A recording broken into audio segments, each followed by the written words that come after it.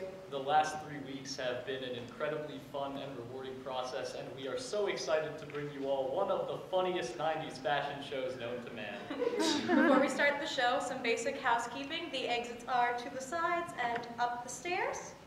Photography and video recording are not permitted. However, if you have not already noticed the camera, we are filming tonight's performance. So if you want to see your child or friend perform again, we will be putting the video on YouTube in the coming days. There will be a 10-minute intermission after the first act. And once again, we'd like to thank you all for coming out to see 12th night. We hope you enjoy.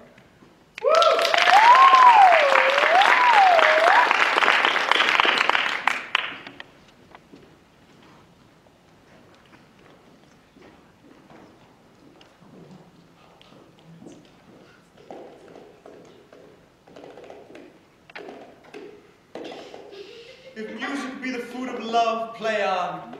Give me excess of that, so fight it. The appetite may sicken and so die.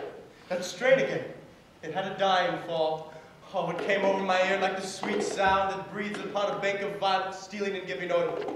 Enough, no more. 'Tis not so sweet now as it was before. Will you go hunt, my lord? What, Curio? The heart? Why, so I do, the noblest that I have. Oh, when mine eyes did see Olivia first, methought she purged the air of pestilence. That instant was I turned into a hart, and my desires like fell and cruel hounds e'er since pursue me. How now? What news from her? So please, my lord, I might not be admitted, but from her handmaid do return this answer. The element itself, till 7 years' heat, will not behold her face at ample view, but like a cloistress, she will veil and walk, and water once a day her chamber round with eye-offending brine.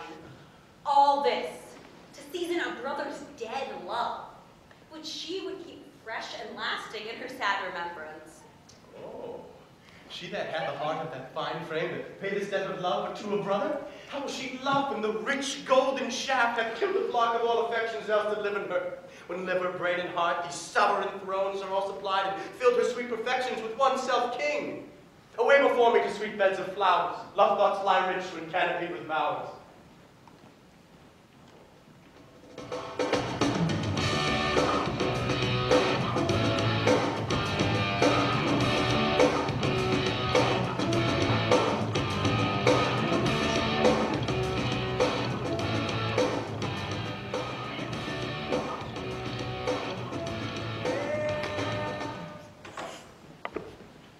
What country, friend, is this? This is Illyria, lady. And what should I do in Illyria? My brother, he is in Elysium. Perchance he is not drowned. What think you, sailor? It is perchance that you yourself were saved. Oh, my poor brother. And so perchance may he be. True, madam. And to comfort you a chance, assure yourself.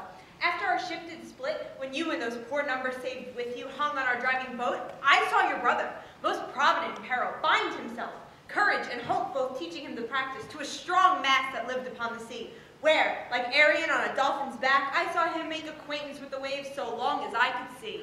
Oh, for saying so, there's gold. Knowest thou this country?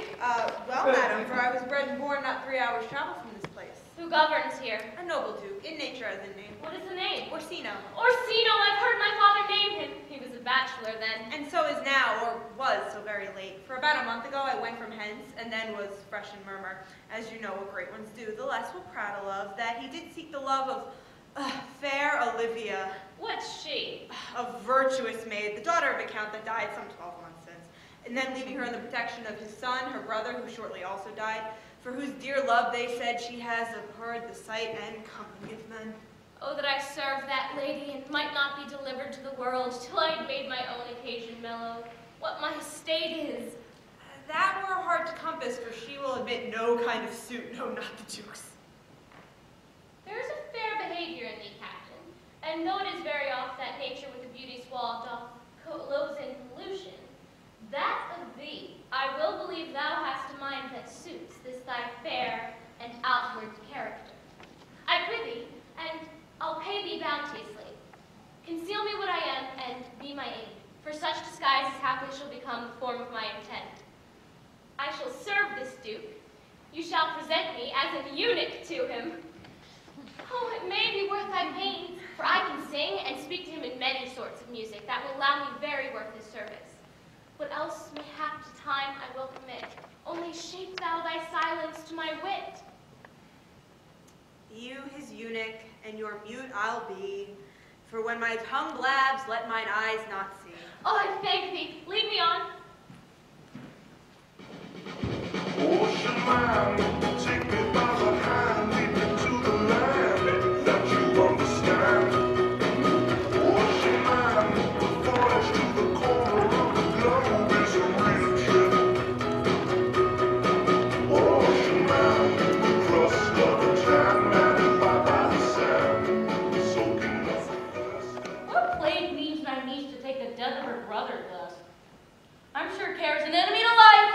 By my troth, Sir Toby, you must come in earlier nights. Your cousin, my lady, takes great exception to your ill hours. Why, let her accept before accepted. Aye, but you must confine yourself within the modest limits of order. Confine? I'll confine myself no finer than I am. These clothes are good enough to drink in, and so be these boots, too. And if they be not, let them hang themselves in their own straps. That talking and drinking will undo you. I heard my lady talk of it yesterday, and of a foolish night you brought in here to be a wooer. Oh, Sir Andrew Aguichi? Aye, he. Oh, he's as tall a man as any in Illyria. What's that to the purpose? Why, he has 3,000 ducats a year. Aye, but he'll have a year in all those ducats. He's a very fool and a prodigal. Find it till say so. He plays as a vowed gambler and speaks 3 or 4 languages, word for word, without book, and have all the great qualities of nature. He hath indeed almost natural, for besides that he's a fool, he's a great quarreler, and were it not for the gift of a coward he hath to allay the gust he hath in quarreling, 'tis thought among the prudent he would quickly have the gift of a grave. By this hand, they are scoundrels and subtractors that say so of him. Who are they? They add, moreover, that he's drunk nightly in your company. With drinking health to my niece, I'll drink to her as long as there is passage in my throat, and drink in Illyria. He is a coward and a cloistrel that does not drink to her till his brains turn in a toe like a parish top. What wait? Castellano Golgo! Why, here comes Sir Andrew Aguichi! Now, Sir Toby, now! Sweet Sir Andrew! Bless you, fair shrew. And you too, sir. Accost, sir, accost. What's that? My niece's chambermaid. Oh, good Mistress Accost, I desire a better acquaintance. My name's Mary, sir. Good Mistress Mary Accost. You mistake, knight.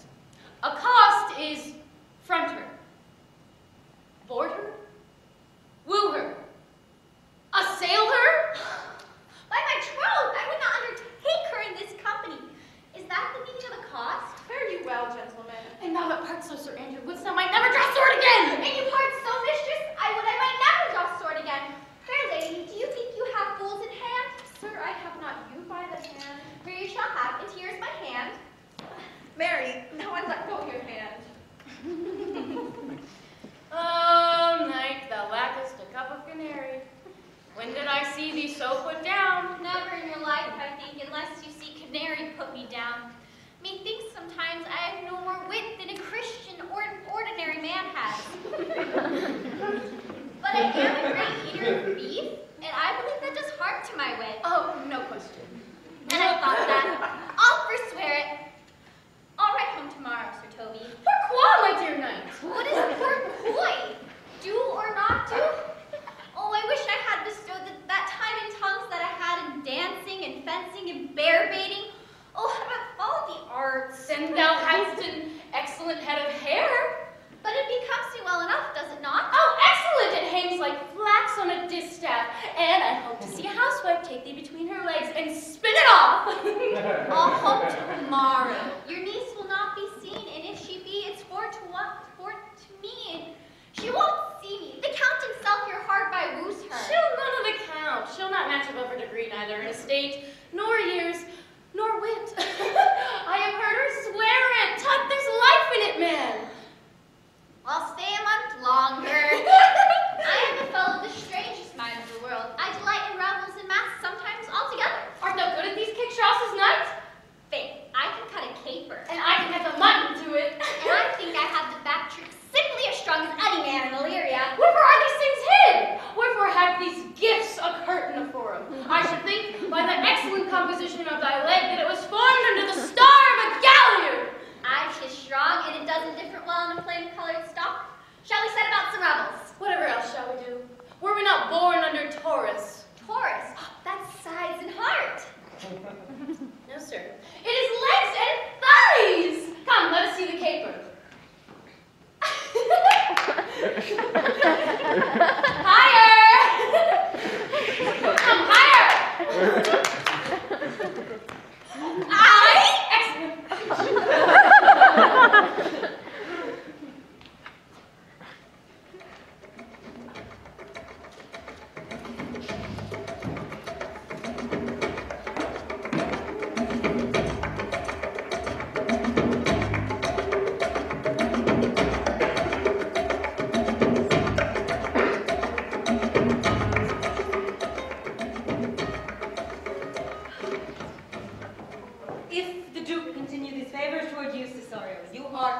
Much advanced. He has known you for 3 days, and already you are no stranger. You either fear his humor or my negligence that you call into question the continuance of his love. Is he inconstant, sir, in his favors? No, believe me. I thank thee. Here comes the Count.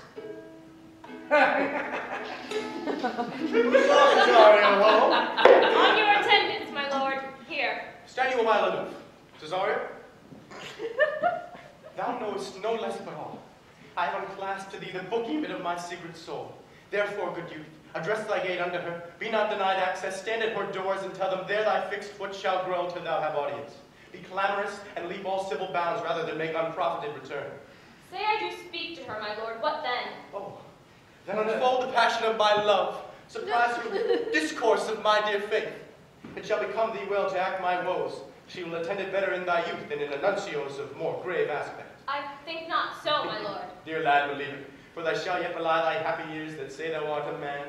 Diana's lip is not more smooth than rubies. Thy small pipe is as the maiden's organ, shrill in sound, and all is sensitive a woman's part. I know thy constellation is right apt for this affair. Some 4 or 5 attend him, all if you will, for I myself am best when least in company. Prosper well in this, and thou shalt live as freely as thy lord, to call his fortunes thine. I'll do my best to woo your lady, yet a bar to strike. Whoever I woo, myself will be his wife. Che sassogliavi.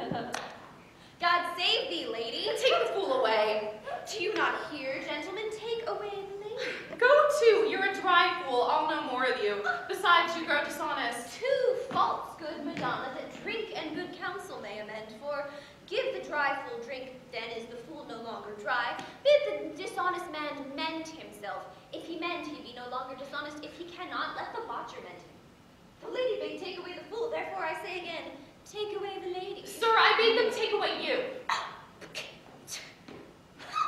This Frisian in the highest degree good, Madonna. Give me leave to prove you a fool. Can you do it? Dexterously good, Madonna. Make your proof. I must catechize you for it, Madonna. Well, sir, for want of other idleness, I'll bide your proof. Why mournest thou, good Madonna? Good fool for my brother's death. I think his soul is in hell, Madonna? I know his soul is in heaven, The fool. more fool, Madonna, for mourning your brother's soul being in heaven. Take away the fool, gentlemen. What think you of this fool, Malvolio? Doth he not mend? Yes, and shall do until the pangs of death shake him. Infirmity that decays the wise doth ever make the better fool. God send you, sir, a speedy infirmity for the better increase in your folly. Sir Toby will be sworn that I am no fox, but he will not pass his word for 2 pence that you are no fool. How say you to that, Malvolio? I marvel your ladyship takes delight in such a barren rascal.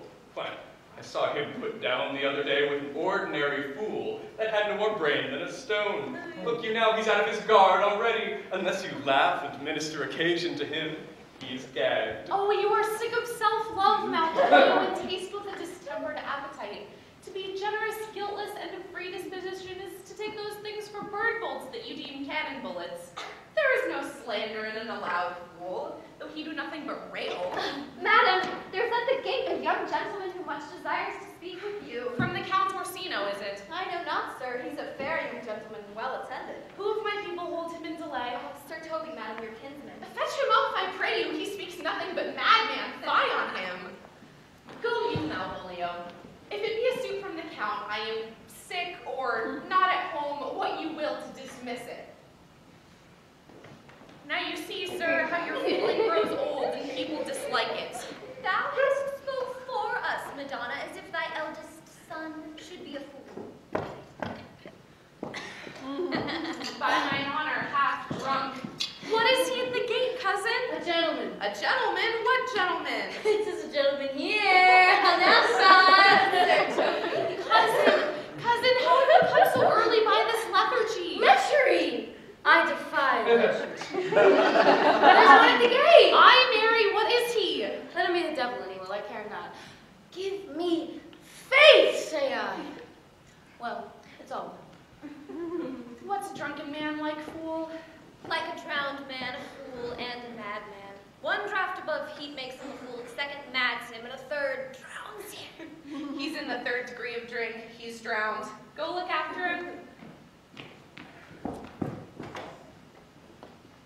Madam, yon young fellow swears he will speak with you. I told him you were sick. He puts on him to understand as much and therefore comes to speak with you. I told him you were asleep. He seems to have foreknowledge of that too, and therefore comes to speak with you. What is to be said to him, lady? He is fortified against any denial. Tell him he shall not speak with me. Has been told, and he says he'll stand at your door like a sheriff's post and be the supporter to a bench, yet he'll speak with you. What kind of man is he? Why, of mankind. What manner of man? A very ill manner. Of what personage and years is he? Not old enough for a man, nor young enough for a boy. He is very well favored, and he speaks very shrewishly. One would think his mother's milk were scarce out of him. Call in my gentlewoman. Gentlewoman, my lady calls! Bring me my veil. Come, throw it over my face. We'll once more hear Orsino's embassy. The honorable lady of the house, which is she? Speak to me, I shall answer for her. Your will? Most radiant, exquisite, and unmatchable beauty. I pray you, tell me if this be the lady of the house, for I never saw her. I'd be loath to cast away my speech, for besides that it is excellently well penned, I have taken great pains to comment. Are you a comedian? No, my profound heart, and yet by the very fangs of malice, I swear I am not that I play. Are you the lady of the house? If I do not usurp myself, I am. Most certainly, if you are she, you do usurp yourself, for what is yours to bestow is not yours to reserve.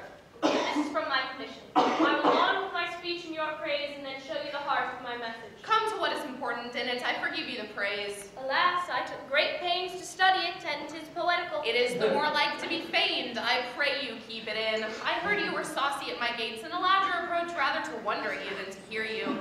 If you be not mad, be gone. If you have reason, be brief. Will you set sail, sir? Go on your way. No, my good swabber, I am to haul here a little longer. Some mollification for your giant.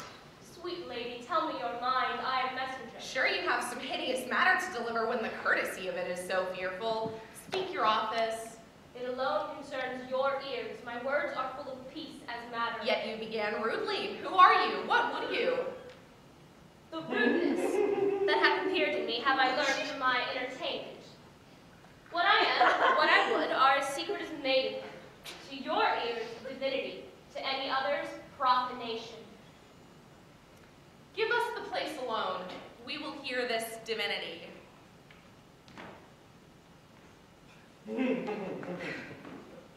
Now, sir, what is your text? Most sweet lady. A comfortable doctrine, and much may be said of it. Where lies your text? In Orsino's bosom. In his bosom? In what chapter of his bosom? To answer by the method, in the first of his heart. Oh, I have read it. It is heresy. Have you no more to say? Good madam, let me see your face. Have you any commission from your lord to negotiate with my face? Text. But we will draw the curtain and show you the picture. Look you, sir, such a one I was this present is not well done.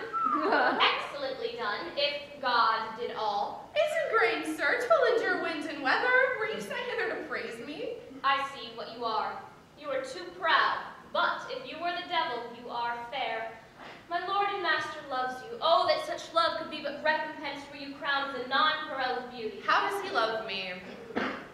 With adorations, fertile tears, with groans that thunder love, with sighs of fire. Your lord does know my mind. I cannot love him.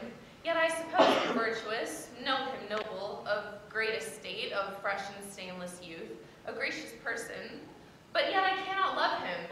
He might have took his answer long ago. If I did love you in my master's flame with such a suffering, such a deadly life, in your denial I would find no sense. I would not understand it. Why, what would you? Make me a willow cabin at your gate, and cry upon my soul within the house. Write loyal cantons of contemned love, and sing them loud even in the dead of night. Halloo your name to the reverberant hills, and make the babbling gossip of the air cry out, Olivia! Oh, you should not rest between the elements of air and earth, but you should pity me. You might do much. What is your parentage? Above my fortunes, yet my estate is well. I am a gentleman. Get you to your lord. I cannot love him. Let him send no more. Unless, perchance, you come to me again to tell me how he takes it. Fare you well. I thank you for your pains. Spend this for me. I am no feed post, lady. Keep your purse. My master, not I, lacks recompense. Farewell. Fair cruelty.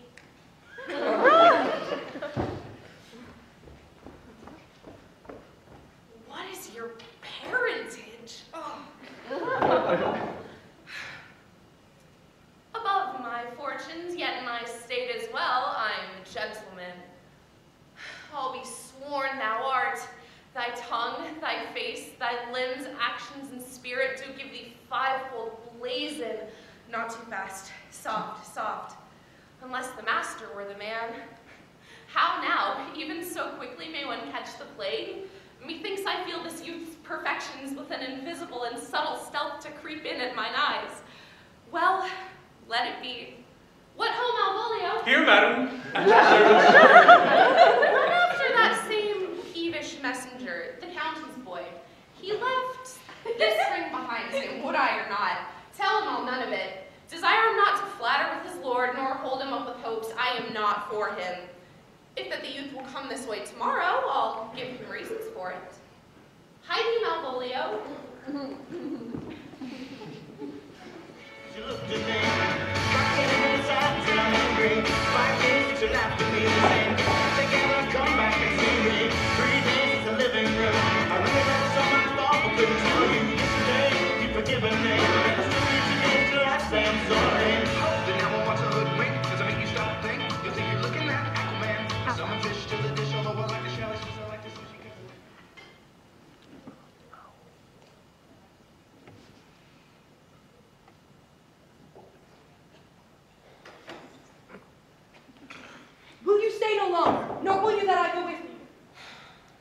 patience know.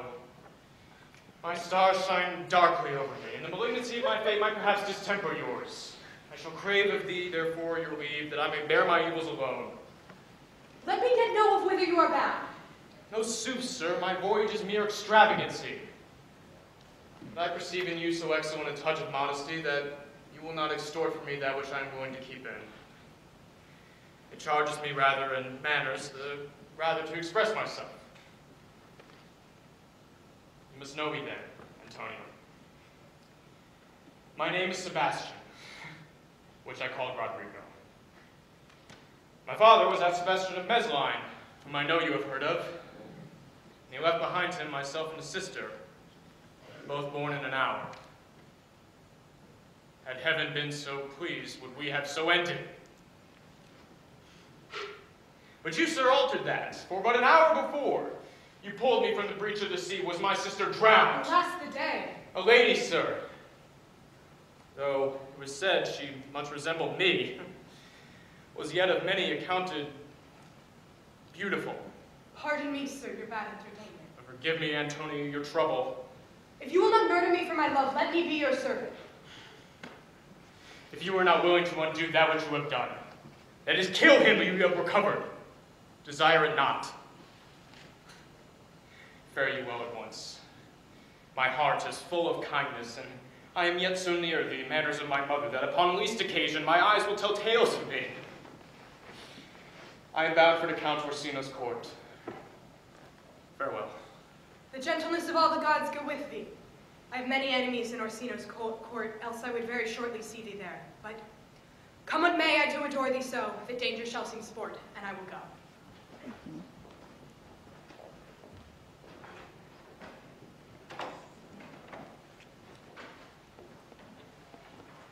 Were you not even now with the Countess Olivia? Even now, sir, on a moderate pace, I have since arrived but hither. She returns this ring to you, sir. You might have saved me my pains to have taken it away yourself. She took the ring of me, I'll none of it. Well, if it be worth stooping for, there it lies in your eye. If not, let it be his that finds it.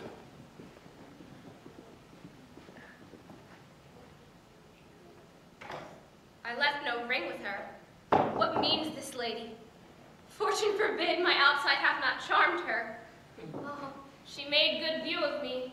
Indeed, so much that sure methought her eyes had lost her tongue, for she did speak in starts, distractedly. She loves me, sure. The cunning of her passion invites me in this churlish messenger. What will become of this? My master loves her dearly, and I, poor monster, fond as much on him, and she, mistaken, seems to dote on me. How will this fadge? As I am man, my state is desperate for my master's love. As I am woman. Now alas the day, what thriftless sighs shall poor Olivia breathe? O time, thou must untangle this, not I. It is too hard a knot for me to untie.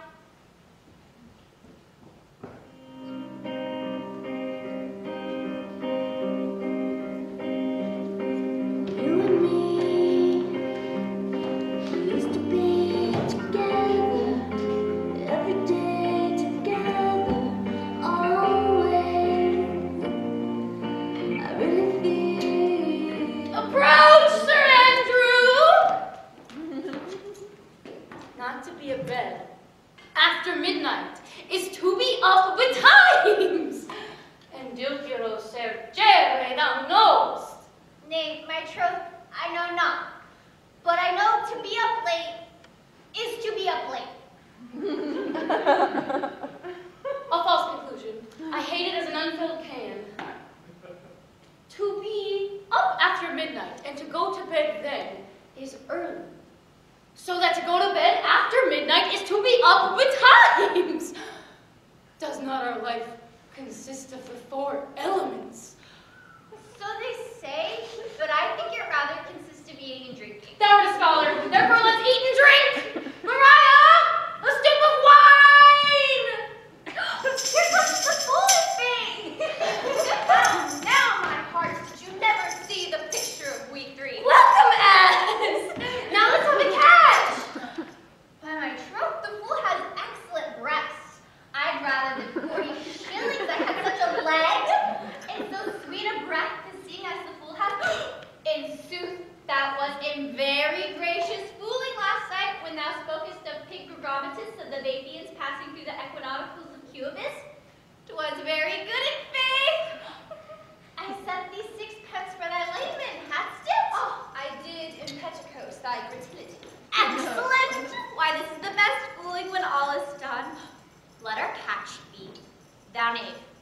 Hold thy peace, thou knave knight. I shall be constrained each to call thee knave knight. 'Tis not the first time I have constrained one to call me knave. Come begin, fool. It begins. Hold thy peace. I shall never begin if I hold my peace. Good in faith, come begin. Hold thy peace, knave. Hold thy peace, knave. Hold thy peace, knave. After all we should keep here, if my lady hath not called up her steward Malvolio to turn you out of doors, never trust me. Oh, beshrew me, the knight's an admirable fooling. Aye, he does well enough if he be disposed of, and so do I too. He does it with a better grace, but I do it more natural. Oh, it's well day December. My masters, are you mad? Or what are you? Have you wit, manners, nor honesty, but to gabble like tinkers at this time of night? Is there no respect of place, persons, nor time in you? We did keep time, sir, in our catches. Snack up! Sir Toby, I must be round with you. My lady made me tell you that, though she harbors you as her kinsman, she's nothing allied to your disorders. If you could separate yourself and your misdemeanors, you are welcome to the house. If not, and it would please you to take leave of her, she is very willing to bid you farewell. Oh, farewell, dear heart, for I must needs be gone. I show his days are almost done. Even so. But I will never die. Oh, Sir Toby. There you lie. Oh, shall I bid him go? What and if you do? Shall I bid him go and spare not? Oh, no, no, no, no! You dare not. Out of tune, sir, you lie.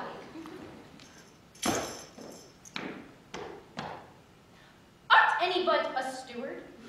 Dost thou think that because thou art virtuous, there will be no more cakes and ale? Go, sir, rub your chain with crumbs. Mariah, a stoup of wine. Mistress Mary, if you value my lady's favor at anything more than contempt, you would not give means for this uncivil rule. She shall know of it by this hand. Go shake your ears! Sweet Sir Toby, have patience for tonight, for the youth of the Count was today with thy lady, and she is much out of quiet. But as for Monsieur Malvolio, let me alone with him. If I do not gull him into a nayword and make him into a common recreation, then I have not wit enough to lie straight in my bed. I know I can do it. Possess us. Tell us something of him. Mary, he is sometimes a kind of a Puritan, the devil of Puritan he is, or anything constantly but a time pleaser, the best persuaded of himself, so crammed, as he thinks, with excellencies, that it is his faith that all that look on him love him. But it is in this vice in him that my revenge will find suitable cause to work. What wilt thou do? I will drop in his way some obscure epistle of love, wherein by the color of his beard, the shape of his leg, the manner of his gait, the expression of his eye, forehead, and chin, he will find himself most feelingly personated. I can write most like my lady, your niece. On a forgotten matter, we can hardly make distinction of our hands. Excellent! I smell advice. I have it in my nose, too. He shall think, by the letters that thou wilt drop, that they come from my niece, and that she is in love with him. My purpose is indeed a horse of that color. And your horse now will make him an ass. Ass, I doubt not. So it will be admirable. Or loyal, I warrant you. I know my physic will work. I will plant you two, and the fool will make a third, where he shall find the letter, observe his construction on it. For tonight, to bed, and dream on the event. Farewell. Oh, good night, Princess Alea! Before me, she's a good one. She's a beagle, purebred, and one that adores me. I was adored once, too. Let's to bed.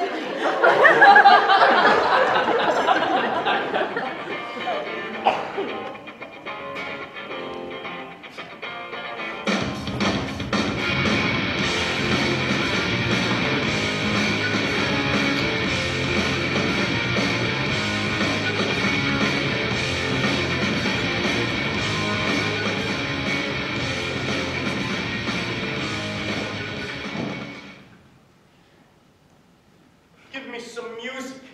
Now, good morning, friends. Now, good Cesario, after that piece of song, that old and antique song we heard last night, come, but one verse. He is not here. So please your lordship that should sing it. Who was it? Feste. The jester, my lord. Seek him out and play the tune the while. Come hither, boy.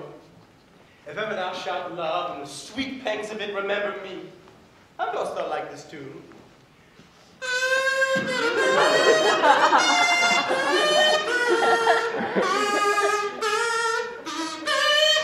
Give the very echo to the seat where love is thrown. Thou dost speak masterly.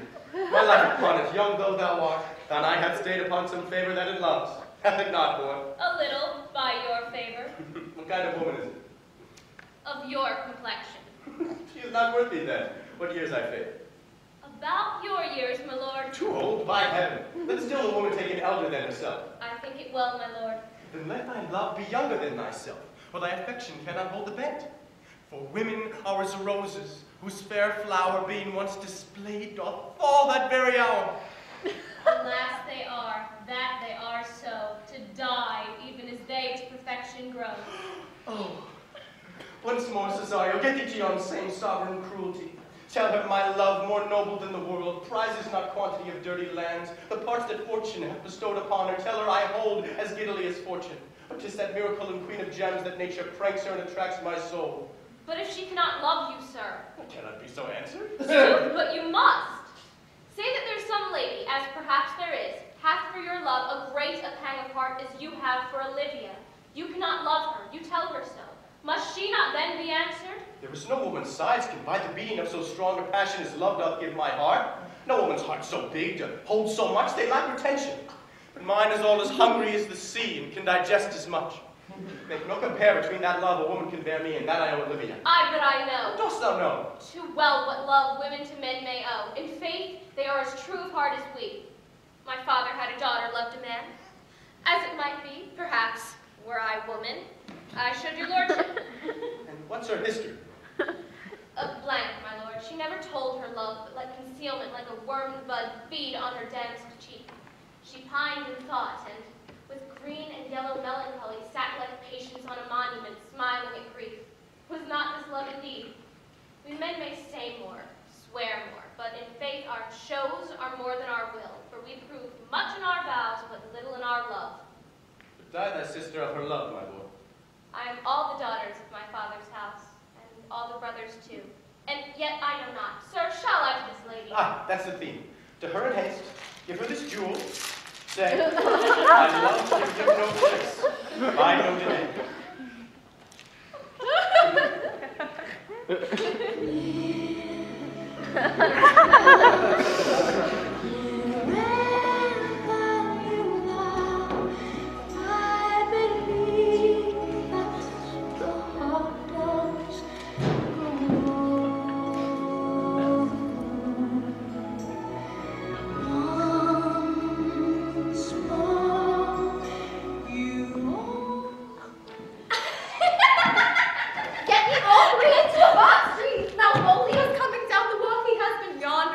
Practicing his behavior to his own shadow this past half hour.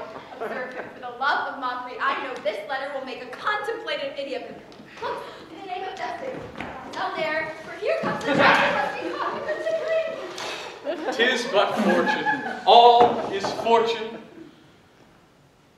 Maria once told me she did affect me, and I have heard herself come thus near that, should she fancy it should be one of my complexion. Here's an rogue. Peace. Contemplation makes a rare turkey cock of him. To be Count Malvolio. Ah, rogue. Pistol and pistol and peace. There is example for it. The lady of the Strachey married the yeoman of the wardrobe. Oh, fie on him, Jezebel. Please, look how imagination blows him. Having been 3 months married to her, sitting in my state, Oh, for a stone blow to hit him in the eye.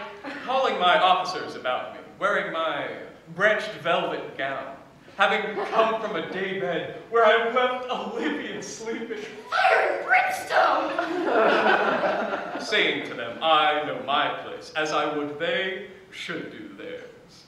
To for my kinsman Toby, Bolts and shackles. 7 of my people, with an obedient start, make out for him.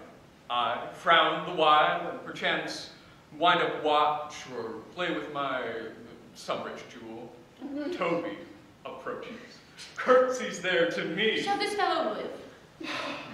I extend my hand to him, thus, quenching my familiar smile with an austere regard of control. Does not Toby take thee a blow of the lips, then? Saying, my fortunes having cast me on your niece gives me this prerogative of speech. You must amend your drunkenness.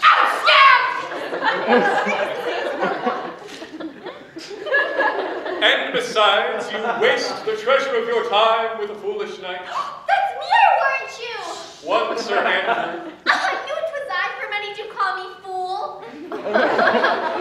What employment have we here? Now is the woodcock near the gin? By my life, this is my lady's hand. These be her very C's, her U's, her T's, and thus she makes her great P's. Her C's, her U's, her T's, why that? Jove knows I love, but who? Lips do not move, no man must know. No man must know. If this should be thee, Malvolio, Very gaily brought. I may command where I adore, but silence like a Lucrece knife with bloodless stroke my heart doth gore. M-O-A-I doth sway my life. I may command where I adore. Why, she may command me. I serve her, she is my lady. This is evident in any formal capacity. And what should that alphabetical position portend? If I could make that resemble something in me, softly, M-O-A-I.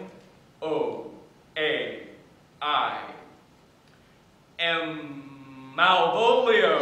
Oh, why this begins my name. Did I not tell you to get it? But then there is no consonancy in the sequel. That suffers under probation A should follow, but O does. Oh, shall end it, I hope. Aye, or I'll cuddle him and make him cry, oh! M-O-A-I. This simulation is not as the former, yet to crush this a little it would bow to me, for every one of these letters are in my name. So, here follows prose. In my stars I am above thee, but be not afraid of greatness. Some are born great, some achieve greatness, and some have greatness thrust upon them.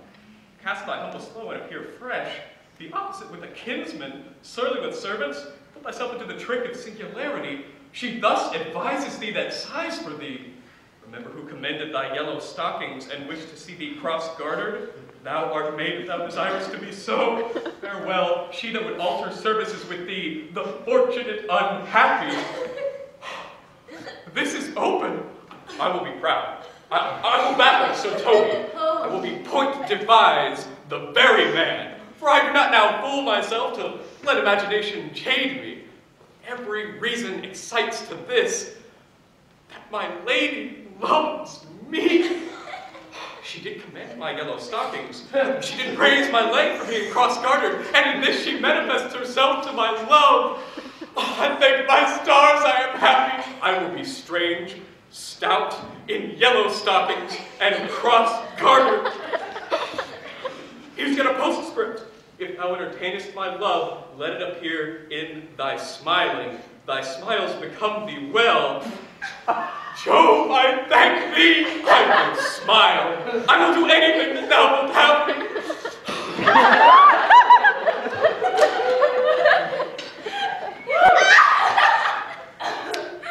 I could marry this wench for this device. So could I too. And ask no other dowry but such another gem. Nor I neither.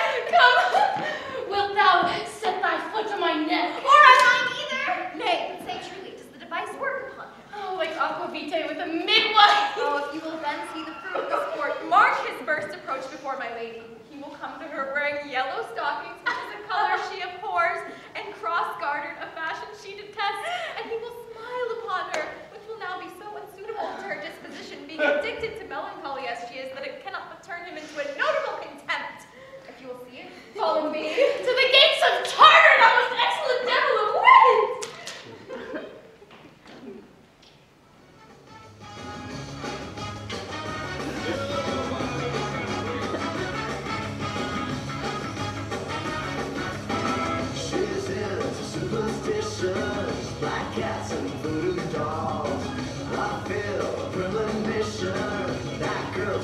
withal.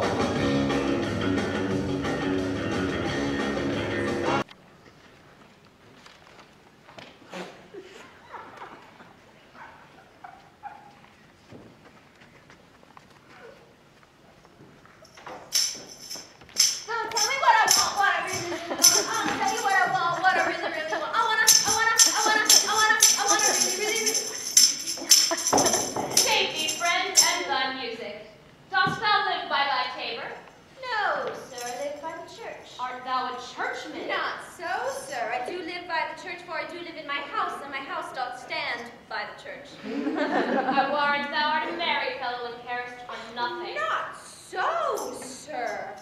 I do care for something, but in my conscience, sir, I do not care for you. If that be to care for nothing, it would make you invisible. Art not thou the Lady Olivia's fool? Marry, the Lady Olivia shall keep no folly till she be married. I am indeed not her fool, but her corrupter of words. I saw thee late at Count Orsino's. Foolery does walk about the orb like the sun, it shines everywhere. I'll know more of thee. Hold, there's expenses for thee. Jove, in his next commodity of hair, send thee a beard. By my troth, I am almost sick for one, though I'd not have it grow on my chin.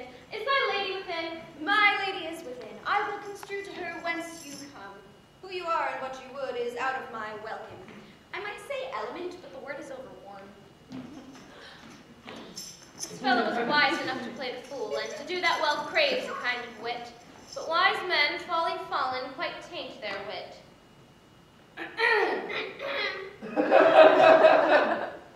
Save you, gentlemen. And you, sir. Will you encounter the house? My niece is desirous you should enter if your trade be to her. I am bound to your niece, sir. I mean, she is the list of my voyage. Taste your legs, sir. Put them to motion. My legs do better understand me, sir, than I understand what you mean by bidding me taste my legs. I mean to go, sir. To enter. I shall answer you with gate and entrance, but we are prevented. Most exquisite beauty. The heavens rain odors on you. That use a rare courtier rains odor well. My matter hath no voice, sir, to your own pregnant and most vouchsafed ear. Pregnant and vouchsafed? I'll get them all three already. Let the garden door be shut and leave me to my hearing.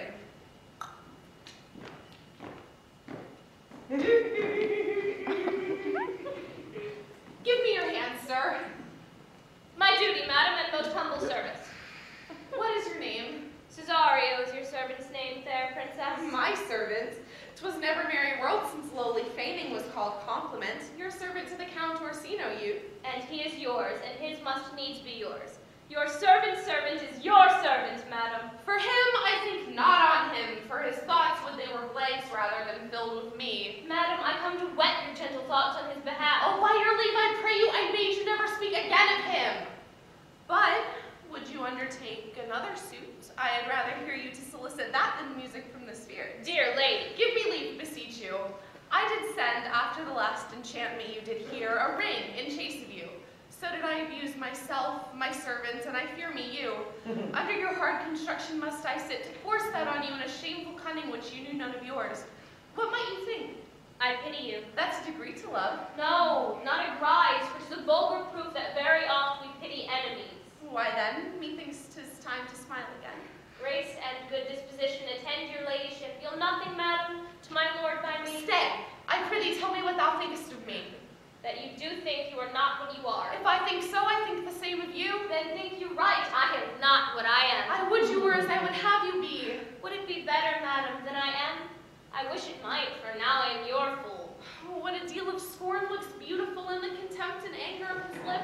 A murderous guilt shows not itself more soon than love that would seem hid at love's night as noon.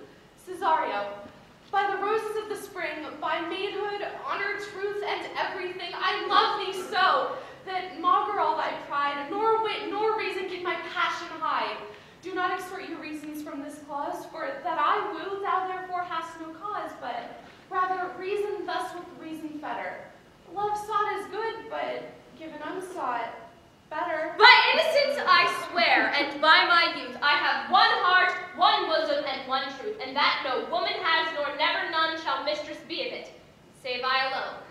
And so adieu, madam, nevermore will I my master's tears to you deplore. Yet come again, for thou perhaps mayst move that heart which now abhors to like his love.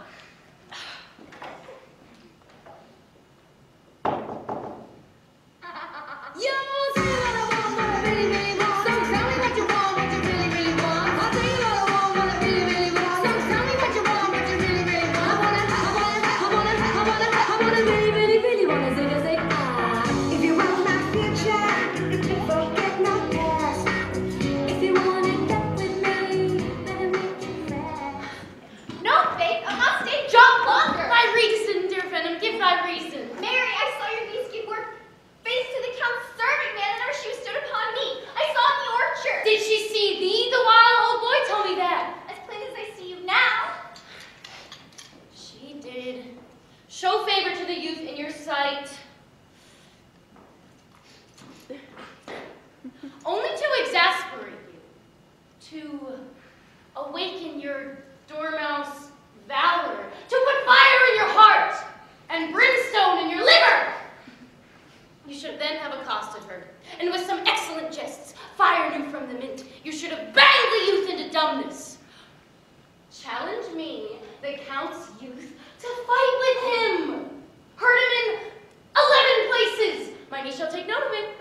And assure thyself, there's no love broker in the world can more prevail in men's commendation with women than reported valor. Will you bear me a challenge to it? We'll call thee at the capicolo. Go! Oh, look where the youngest wren of thine comes. Yon gull Malvolio is turned heathen, a very renegado, for there is no Christian that means to be saved by believing rightly that can believe such impossible passages of grossness. He's wearing yellow stockings. And cross-gartered. Oh, most villainously, like a pedant that doth keep school in the church. I have dogged him like a murderer. He does obey every point in the letter I have dropped to betray him. He does smile his face into more lines than in a new map of the augmentation of the Indies. I can hardly forbear from hurling things at him. If my lady shall see him, she shall strike him, and he will smile and take it for a great favor. Come, bring us where he is.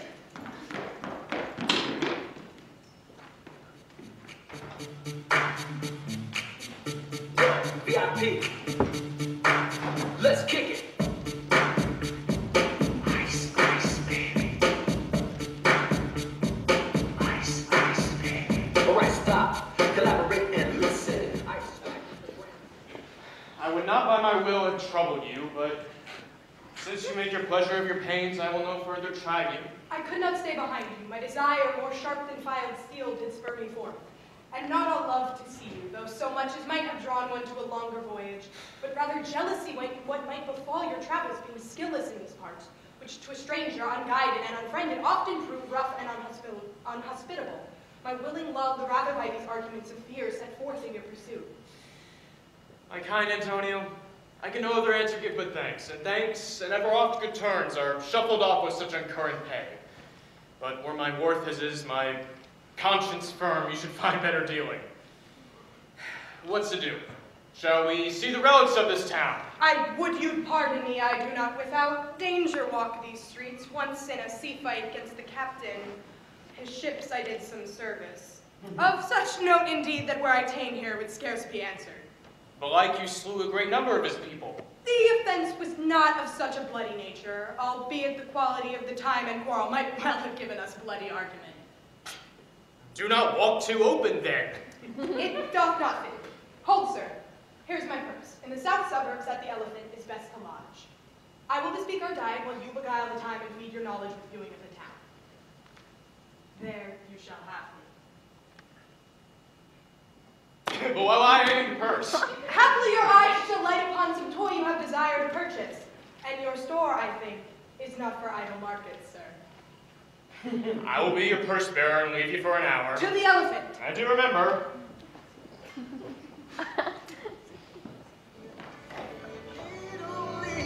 I'll make love to you like you want me to, and I'll hold you tight, baby, all through the night. I'll make love to you when you want me to, and I will.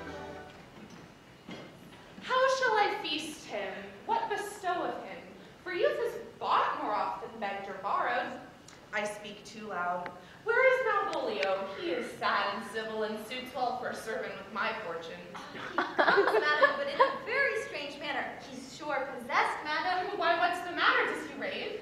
No, he does nothing but smile. Maybe it were best to have a guard about you if we come for sure the man is tainted in his wits. Go call him hither. I am as mad as he, if sad and merry madness equal be. What ho, Malvolio? Ho, ho. Silence, thou, I sent thee upon a sad occasion. Sadly, I could be sad. It does make some obstruction of the blood in this cross-garter. Why, how dost thou, man? What is the matter with thee? Not black in my mind, though yellow in my leg. Hurry, sweetheart, and I'll come to thee. God comfort thee! Why dost thou smile so and kiss thy hand so oft? Why do you appear with this ridiculous boldness before my lady? Be not afraid of greatness. 'Twas well written. What meanest thou by that, Malvolio? Some are born great, some achieve great, What sayest thou? and some have greatness thrust upon them. Remember who commended thy yellow stockings? Thy yellow stockings? And wished to see thee cross-gartered? Thou art made, if thou desirest to be so. Why, this is very midsummer madness. Madam, the young gentleman of the Count Orsino's has returned. I can hardly treat him well. He attends your ladyship's pleasure. I'll come to him. Good Mariah, let this fellow be looked to. Where's my cousin Toby? Let some of my people have a special care of him. I would not have him miscarry for the half of my dowry. Oh ho! Do you come near me now? No worse man than Sir Toby to look to me. This concurs directly with the letter. She sends him on purpose that I may appear stubborn to him, for she incites me to that in the letter. Cast thy humble slow, be opposite with kinsmen, surly with servants, put thyself into the trick of singularity. I have lined her, but this is Jove's doing. And Jove make me thankful. And when she went away now, let this fellow be looked to. Fellow. Not Malvolio, nor after my station, but fellow. Everything adheres together, that no dram of a scruple, no scruple of a scruple, no incredulous or unsafe circumstance. What can be said? Nothing that can come between me and the full prospect of my hopes. Well, Jove, not I, is the doer of this, and he is to be thanked. Which way is he in the name of sanctity? Oh, that will be done a little legion self possessed. Yet I'll speak. How is't with you, sir? How is't with you, men? Go off! I discard you. Let me enjoy my private. Go off. Lo, how hollow the fiend speaks within him. Did I not tell you? Sir Toby, my lady prays you to have a special care of him. Ah, does she so? Go to. Peace. Peace. We must deal gently with him. Let me alone. What now, Malvolio? How dost thou, sir? What, man? Defy the devil? Consider, he's an enemy to mankind. Do you know what you say? Carry his water to the wise woman. Marry, it shall be done tomorrow morning. If I live, my lady would not lose it for more than I'll say. Well now, mistress. Pretty, hold thy peace. Dost thou not see you move him? This is not the way. Let me alone with him. Why, how now, my Becca? How dost thou choke? Sir! Get him to say his prayers, Sir Toby. Get him to pray. Go hang yourselves all. You are idle, shallow things, and I am irrelevant.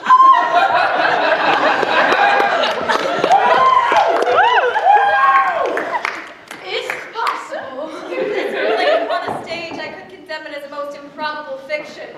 His very genius hath taken the infection of the device, man. Nay, pursue him, lest the device take air and taint. Oh, we shall drive him mad indeed. The house will be the quieter for him.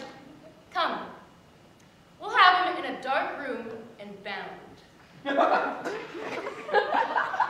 My niece is already in the belief that he is mad. We may carry it thus, to our pleasure and his penance. till our very pastime, tired out of breath, prompt us to have mercy on him. Oh, at which time we will bring the device to bar and crown thee for a finder of madmen. Here's the challenge board. There's vinegar and pepper in it. He's so saucy. I warned him to but read. Give me. Youth, whatsoever thou art but a scurvy fellow. Good. Thou comest to the Lady Olivia, and in my sight she uses thee kindly. But thou liest in thy throat. That is not the matter I challenge thee for. I will waylay thee going home, where if it be thy chance to kill me, thou killest me like a rogue and a villain. Still, you keep on the windy side of the law. Good value. Fare thee well, and God have mercy upon one of our souls. Thy friend, as thou usest him, and thy sworn enemy, Andrew Agatchi! Oh. If this letter move him not, his legs cannot. I have very fit occasion for it, for he is now in some commerce with thy lady, and will by and by depart. Go, Sir Andrew, scout me for him at the corner of the orchard like a bum bailey. So soon as ever thou seest him, draw, and as thou drawest, swear horrible. Let him up for swearing. Now, I'll not deliver his letter, for the behavior of the young gentleman gives him out to be of good capacity and breeding. Therefore, this letter, being so excellently ignorant, will breed no terror in the youth. He will find it comes from a clodpole.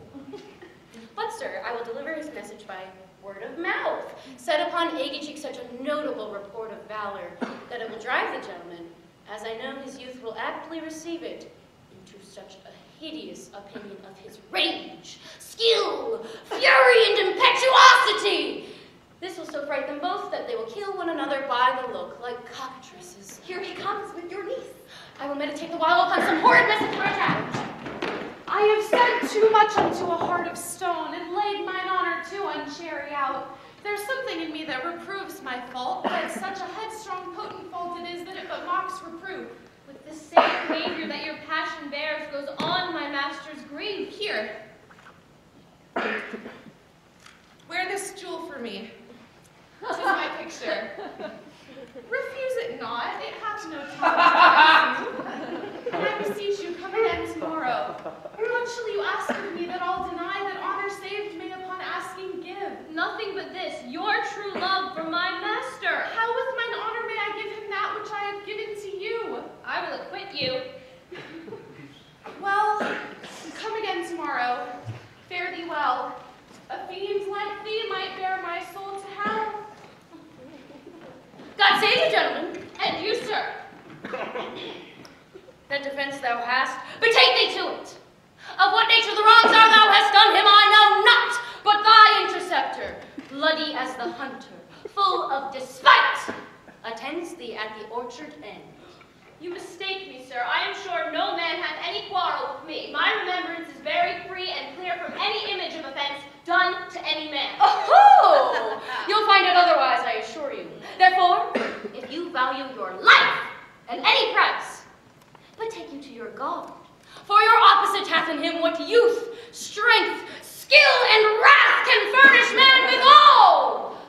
I pray you, sir, what is he? He is knight, dubbed with unhatched rapier and carpet consideration. But he is devil in private brawl. Souls and bodies hath he divorced 3. And his incensement at this moment is so implacable that satisfaction can be by none but pangs of death and sepulchre. This is as uncivil as it is strange. I beseech you, do me this courteous office to know of that night what my offense to him is. Is it something of my negligence, nothing of my purpose? I will do so. Signor, stay you by this gentleman till my return. I pray you, sir, do you know of this matter? I know the knight is incensed against you, even to a moral arbitrement, but nothing of the circumstance more. What manner of man is he?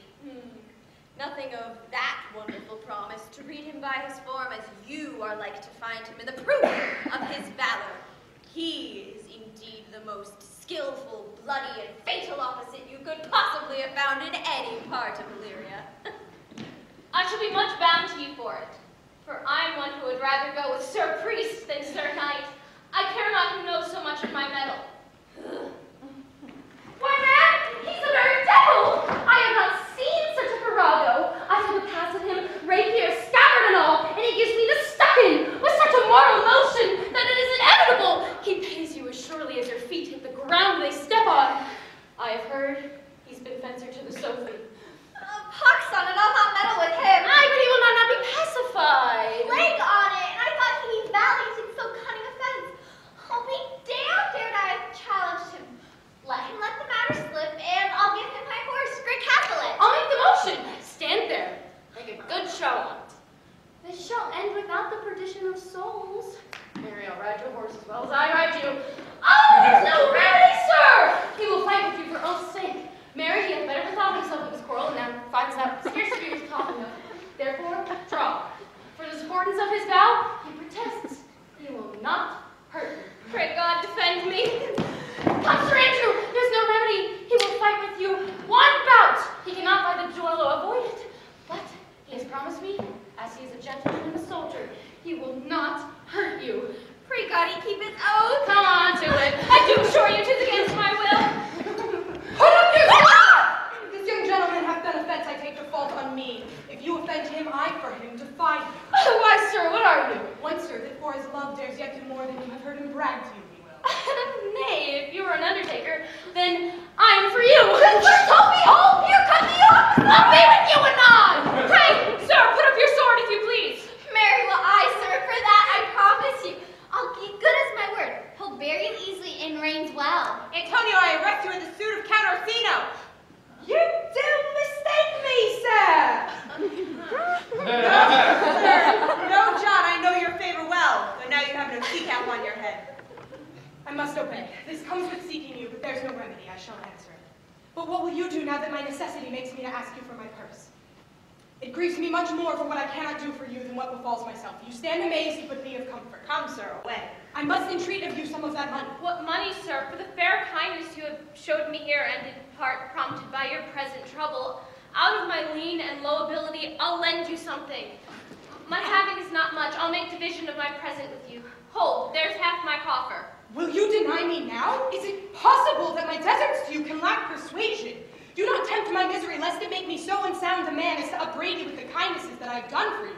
I know of none, nor know I you by voice or any feature. Oh, heavens themselves! Come, sir, away. Let me speak a little. This youth that you had see here, I snatched one half out of the jaws of death, relieved him with such sanctity of love, and to his image which methought did promise most venerable work did I devotion. Oh, what's that to us? The time goes by, away. Oh, how vile and idle proves God! Thou hast Sebastian done good feature shame! Oh, the man goes mad, away. Methinks his words do from such passion fly that he believes himself. Not I. Prove true imagination, oh, prove true that I, dear brother, be now taken for you. A very dishonest and paltry boy, and more a coward than a hare. His dishonesty shows in leaving his friend here in necessity and denying him. I'll after him again and beat him!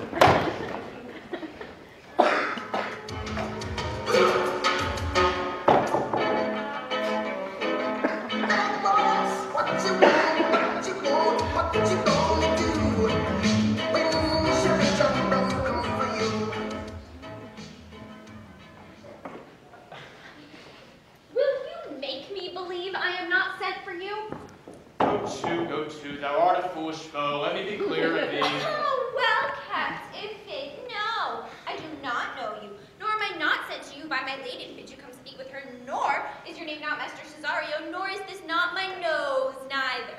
I pray thee, foolish freak, depart from me. There is money for thee. If you tarry longer, I shall give worse payment. Now, sir, have I met you again? There's for you!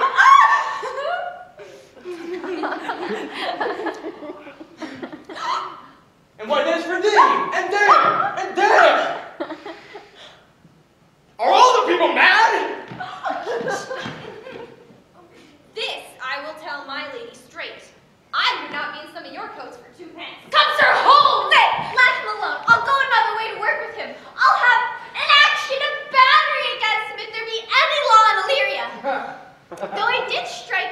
first. Yet there's no matter for that. Let go thy hand! Closer, I'll not let you go. Come on, man, soldier. You're well flesh. Put up your irons. Come on. I will be free from thee. Oh, well, what's thou now? If thou darest tempt me further, draw thy sword. What? What? Nay, then, I must have an ounce or two of this malapert blood from you.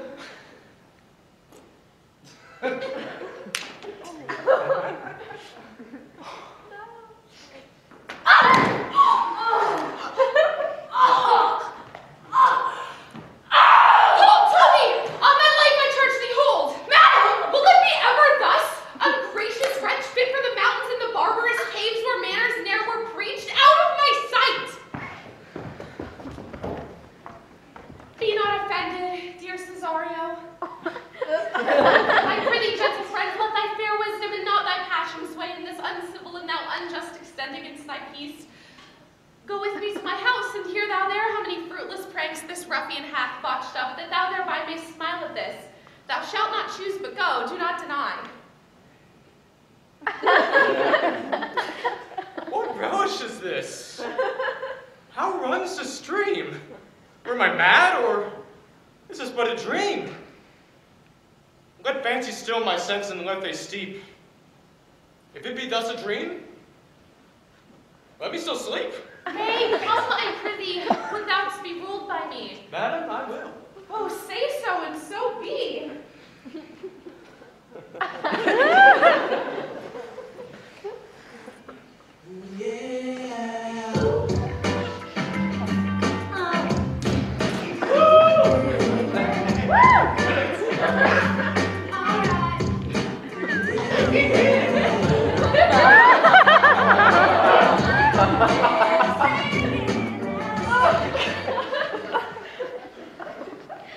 May I prithee put on this linen and make him believe thou art Sir Toby the curate.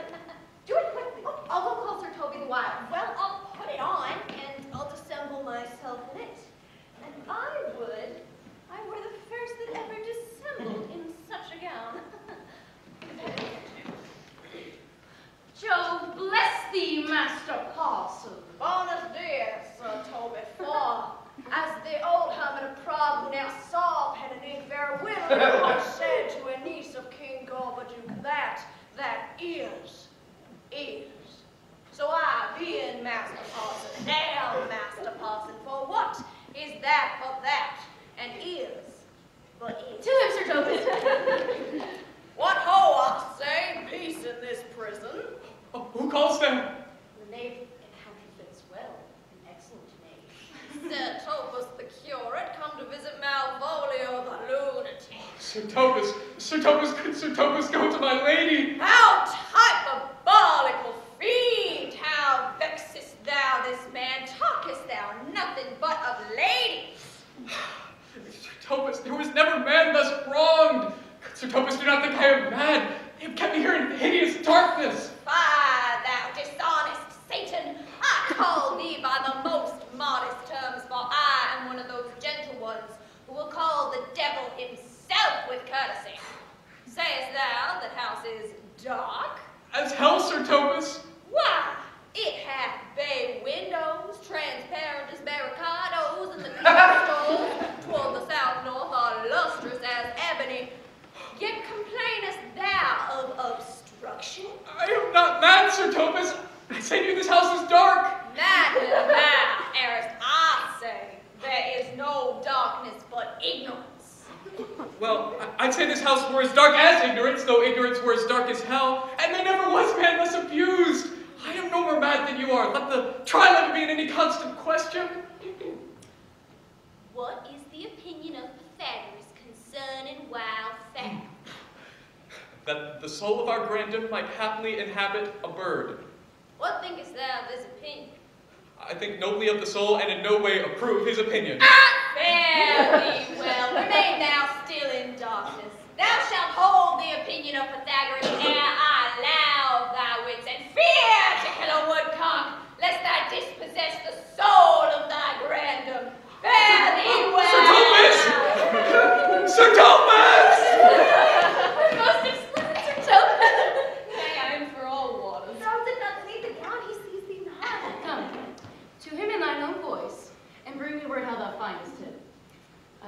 were well rid of this knavery, for I'm now so far in offense with my niece that I cannot with any safety pursue this sport to the upshot. Come by and by to my chamber.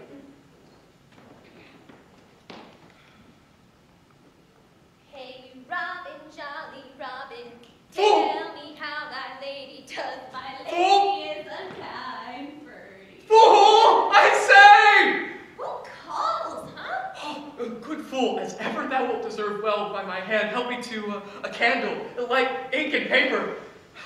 Master Malvolio? Aye, good fool.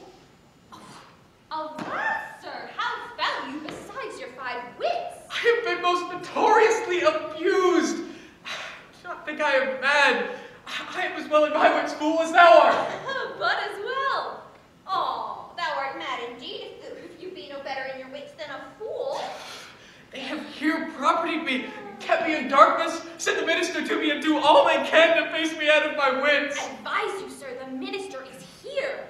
Malvolio, Malvolio, the wits the heavens restore. Endeavor thyself to sleep and cease thy vain bibble babble. Sir Topus? Maintain no words with him, good fellow. Who, I? Not I, sir. God be with you, good Sir Topus.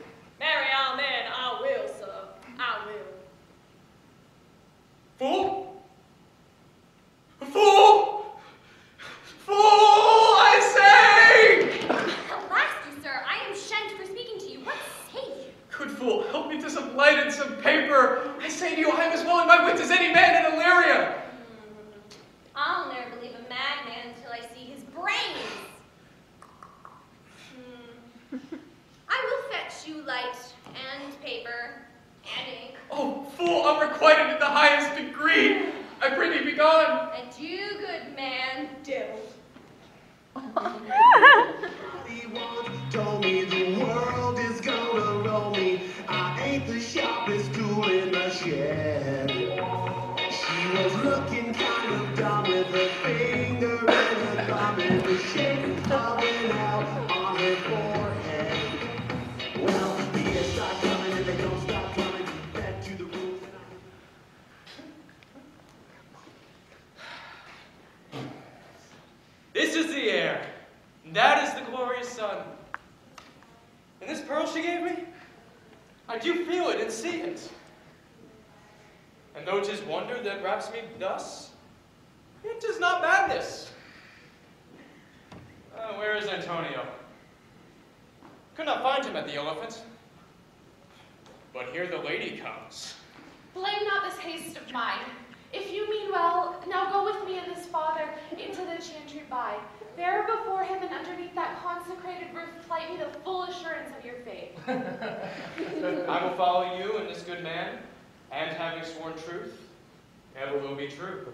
Then lead the way, good father, and heaven so shine that they may fairly note this act of mine.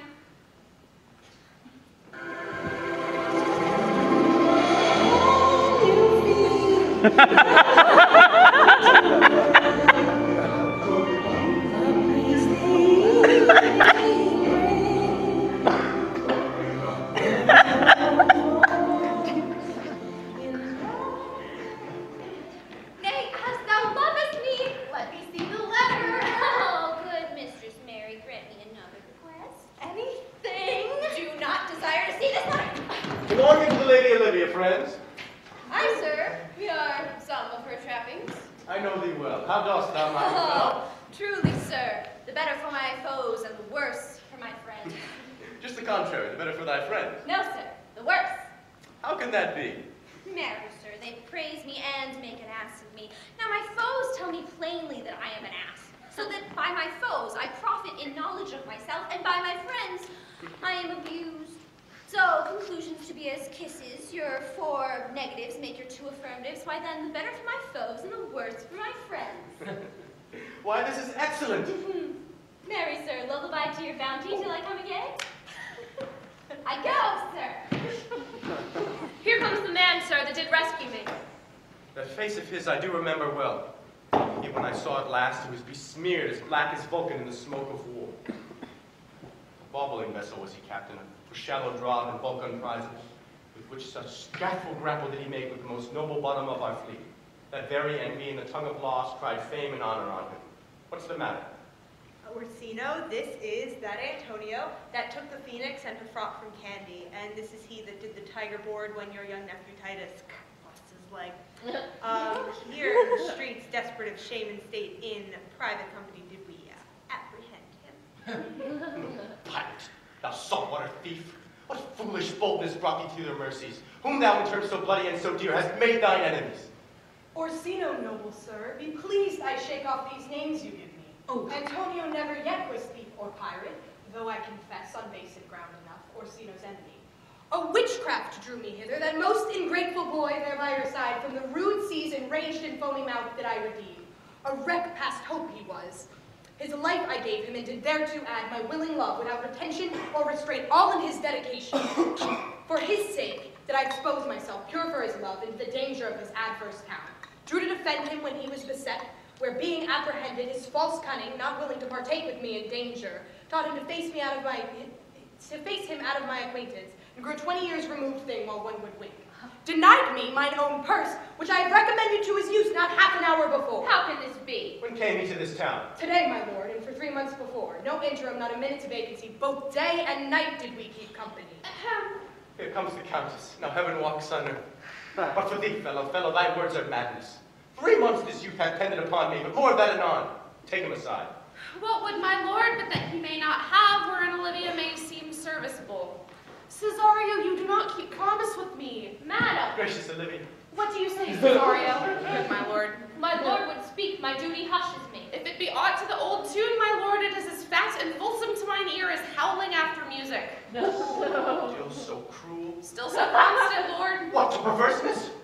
Uncivil lady, to whose ingrate and inauspicious altars my soul, the faithfulest offerings hath breathed out, that ere devotion tendered. What shall I do? Even what it please, my lord, that shall become him. Why should I not? Had I the heart to do it, like the Egyptian thief at point of death, kill what I love!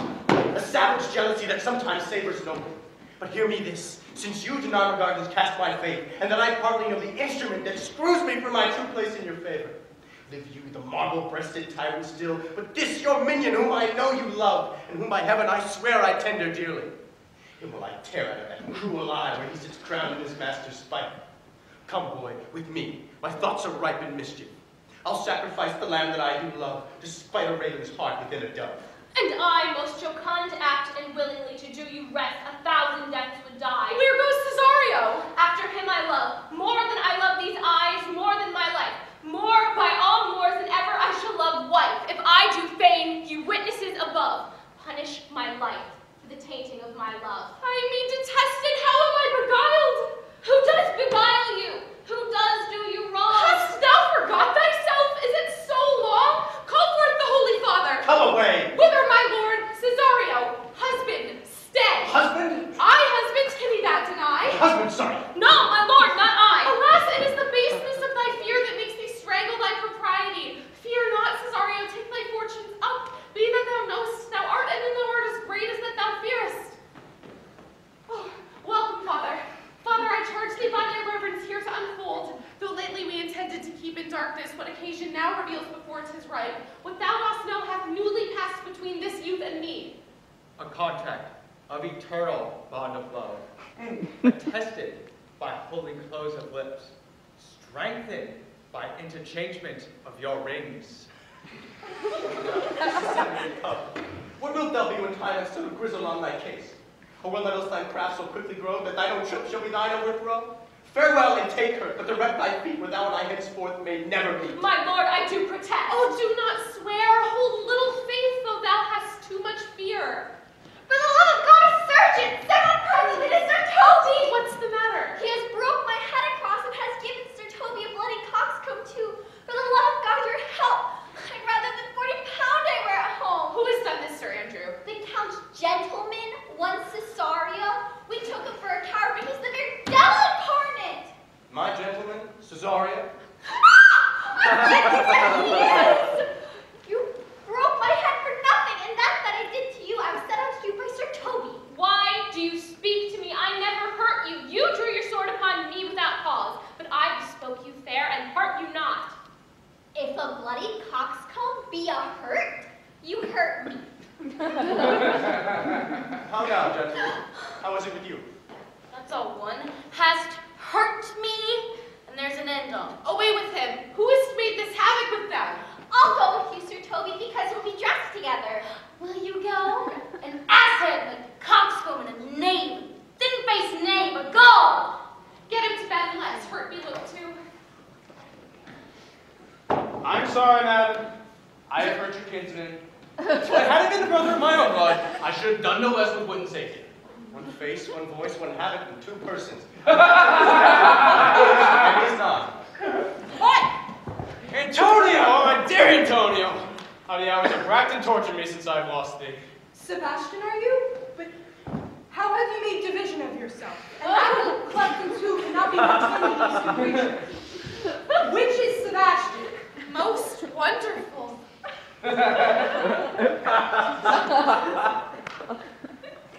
Do I stand there? I never had a brother, nor can there be that deity in my nature appearing anywhere. I had a sister, whom the blind waves and surges have drowned. Of charity, what kin are you to me? What countrymen, what name, what parentage? Of Mesaline. Sebastian was my father. Such a Sebastian was my brother too.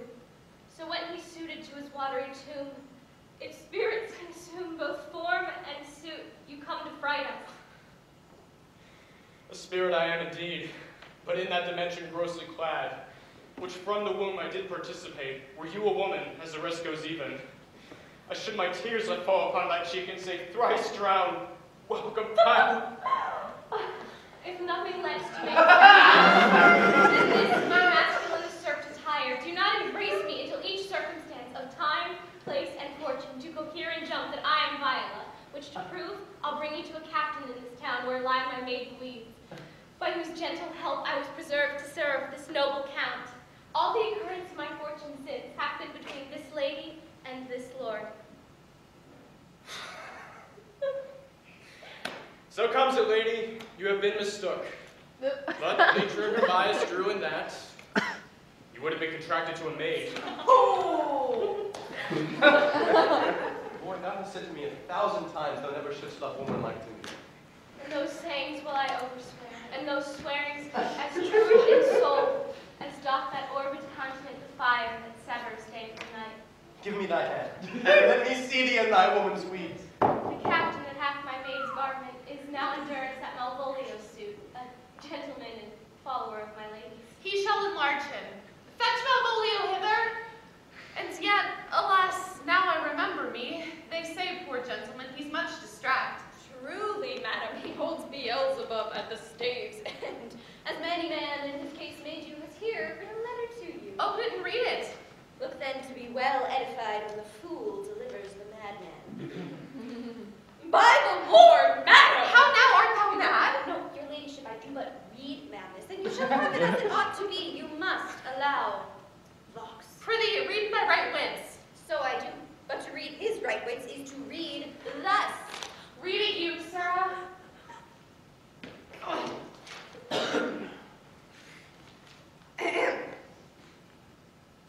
By the Lord, madam, you wrong me, and the world shall know it.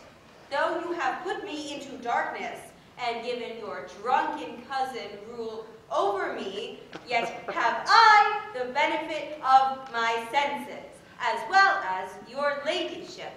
I have your own letter that induced me to the semblance I put on, with the which I doubt not, but to do myself much right, or you much shame. Think of me as you please. I leave my duty a little unthought of, and speak out of my injury, the madly used Malvolio. Did he write this? Aye, madam. This the madman. I, my lord, the same. How now, Malvolio? Madam, you have done me wrong. Have I, Malvolio? No. Lady, you have. Pray you, peruse this letter. You must not now deny it is your hand. Write from it if you can, in hand or phrase, or say, 'tis not your seal, nor your invention. You can say none of this. Well, grant it then, and tell me in the modesty of honor why you gave me such clear lights of favor, bade me become smiling and cross-gartered, to put on yellow stockings and frown on Sir Toby and the lighter people, and acting this in an obedient hope? Why did you suffer me to be imprisoned, kept in a dark house, visited by the priest, and made the most notorious geck and gall that our invention played on? Tell me why! Alas, Malvolio, this is not my writing, though I confess much like the character. And now I do bethink me, it was Mariah first told me thou wast mad, then camest in smiling and in such forms which here were presupposed upon thee in the letter. Prithee be content, this practice hath most shrewdly passed upon thee, but when we know both the grounds and authors of it, thou shalt be both the plaintiff and the judge of thine own cause. Good, madam, hear me speak, and let no quarrel nor brawl to come taint the condition of this present hour which I have wondered at, in hope it shall not. Most freely I confess, myself and Toby did set this device against Malvolio here upon some stubborn and uncourteous parts we had conceived against him. Mariah writ the letter at Sir Toby's great importance, in recompense whereof he had married her. Aw, how with some sportful malice it was followed, may rather pluck on laughter than revenge, if that the injuries be justly weighed that have on both sides passed. Alas, poor fool, how have they baffled thee? Oh, why? Some are born great, some achieve greatness, and some have greatness thrust upon them. I was one in this interlude, one septopus, sir, that's all one. Oh, by the Lord, fool, I'm not mad. Oh, but do you remember? Why laughest thou at such a barren rascal, and you smile not? She's gagged. And thus the whirly king of time brings in his revenges. I'll be revenged on the whole pack of you!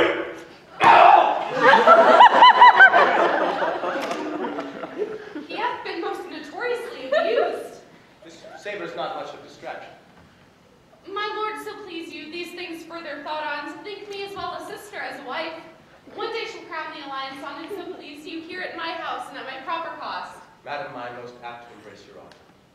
Your master quits you, and for your service done him, here is my hand. He shall from this time be your master's mistress. A sister! You are she. Pursue a peace. He hath not told us of the captain yet. When that is known and golden time convinced, a solemn combination shall be made of our dear souls. Meantime, sweet sister, we will not part from hence. Cesario, come, for so you shall be while you are a man, but when in other habits you are seen, Orsino's mistress, and his fancy's queen.